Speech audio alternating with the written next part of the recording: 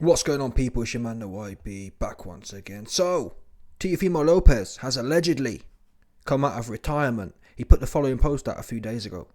I've come out of retirement, I guess, because the next move was for Devin Haney to fight sorry looking ass Arnold Barboza.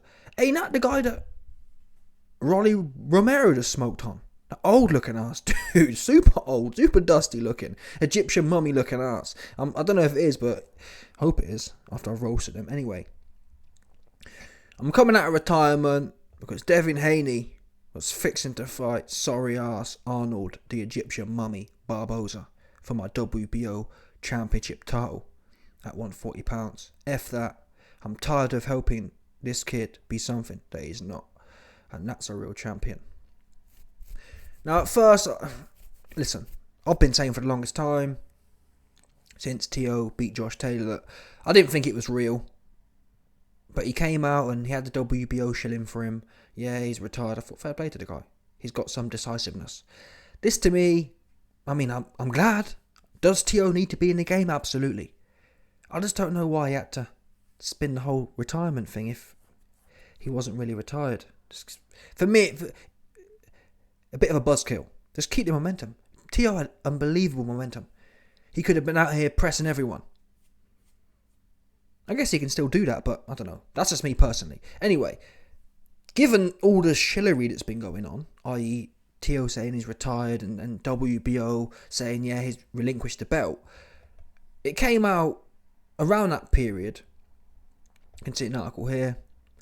Teofimo is not retiring. He won't vacate the WBO title despite previous claims. The news comes after the WBO announced Tuesday that Lopez had 24 hours to inform them in writing if he wished to retain his junior welterweight title, according to ESPN's Mike Coppinger. And essentially, it turns out he never actually... Here we go, look, this is it here. You can see this is what happened on 2 months ago, or a month ago. Just now, Teofimo is texting me that he's relinquished his junior welterweight title. We should respect his decision. If he comes back, WBO doors will always be open for him. So, I thought this was a kind of... This statement from the WBO president, this Paco guy, I thought he was saying that he's retired. Obviously not. It turns out it wasn't put in writing by Teo, and he's not going anywhere. Again, corny from Teo's point of view. He didn't need to do that, I don't think. Great momentum. Why do this weird stuff for? If you're not retired, you're not retired. Like what? I'm not sure what to play there. Anyway, moving on specifically to talk about Teo and Devin. Oh no, sorry. Now Teo has the belt or he has the WBO belt still. So there's going to be nowhere. To be fair, Devin's never tried to do the easy way. But now he's got to fight Teo, or he's got to fight... Who else is there? I think Rolly's there, or Prograis. Rolly's tied up fighting O'Hara Davis, so he ain't doing that. It's Prograis or Teo. Listen, both of them are damn good fights. I'd like to think the Teo fight's easier for Devin. Why? It's orthodox. Devin can't fight southpaws. That's the bottom line. Devin can't fight southpaws. He can't do it. And I think Prograis, even though he looked bad in his last fight, Prograis knows how to dig in. I haven't seen Devin digging in. I'm sorry, people, we haven't. We saw Devin's first hard fight against Loma hard. Loma wasn't even trying the last round, for example. It wasn't even that tough. And Devin looked like he had a 12-round war. Prograis, I've seen Prograis go to war. I've seen him in there battling away with prime Josh Taylor. No problem. You do that all night. So, yeah. Both of them fights, though, are great fights. Devin and Prograis is 50-50. I would put some money on Prograis going points. A points win for Prograis. Teo versus Devin is another great fight. And yeah, they're both 50-50 fights, to be honest with you.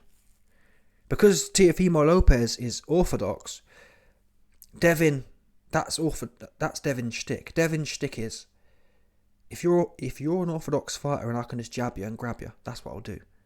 But it seems to be, because of the southpaw nature, you can't bend at the waist and clinch against southpaws. Southpaw versus orthodox doesn't line up. Your feet are touching each other. There's nothing to grab. You're grabbing someone's back essentially. It's not a nice, if you're orthodox, it's a nice thing to do. Pull back, roll, and then come up and clinch. As we found out, you can't do that against southpaws. And also, his jab is much less effective. When you're orthodox, the jab has it lands kind of thing. Orthodox southpaw, it's clearly, obviously not. That's why I didn't see him landing no jabs against Loma. So, fascinating. Both are fascinating fights.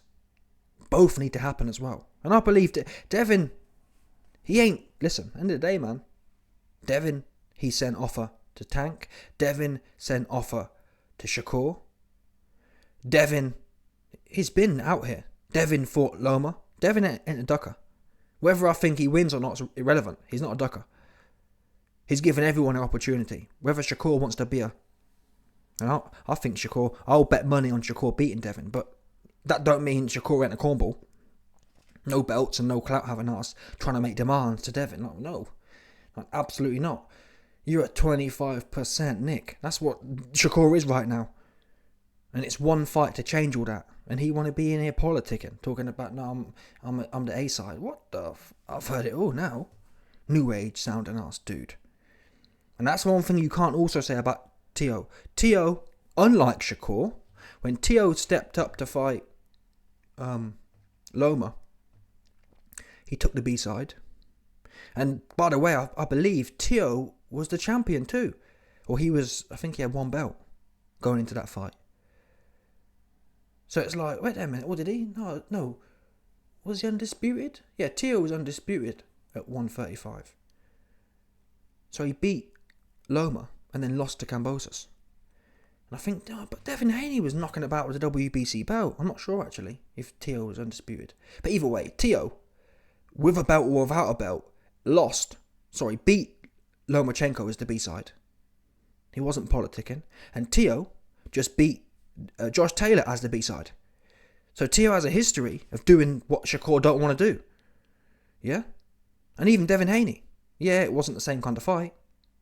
But Devin Haney has been in there with Lomachenko now, and he's been in there with Kambosos, for what that's worth, as the B-side. So Devin and Teo, for me, they're both the same kind of guys. They are about it.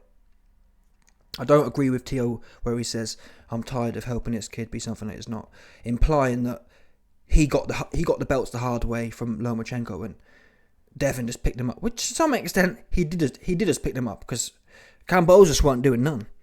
Yeah, he might as well just pick them up. But still, there's no evidence that Devin Haney's been ducking people or trying to avoid the fade. So we have to respect him for that, in my opinion. It's Shakur right now who tweaking. Yeah, Shakur needed pressure. Anyway, I'm glad Teo's back. I'm excited to see. I mean, just think about Teo and Prograis. Think about these people in the mix, yeah?